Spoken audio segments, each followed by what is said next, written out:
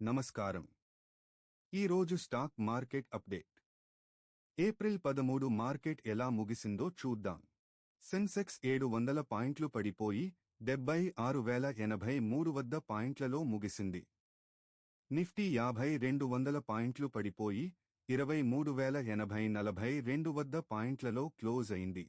Top గెయినర్లు చూద్దాం. ICICI bank 1,80.88% పెరిగింది. NTPC 1.62% పెరిగింది. టాటా మోటార్స్ 1% పెరిగింది. టాప్ లూజర్లు చూద్దాం. మారుతి సుజుకి 4.6% పడిపోయింది. బజాజ్ ఫైనాన్స్ దాదాపు 3% పడిపోయింది. రిలయన్స్ 2.6% పడిపోయింది. మార్కెట్ ఎందుకు పడిపోయింది?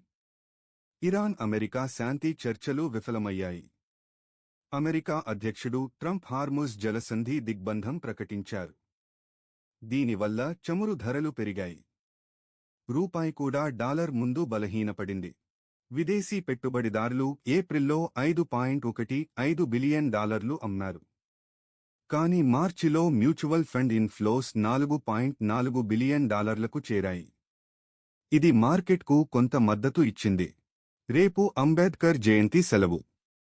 మార్కెట్ 15 తేదీన తిరిగి ఓపెన్ అవుతుంది. చూసినందుకు ధన్యవాదాలు.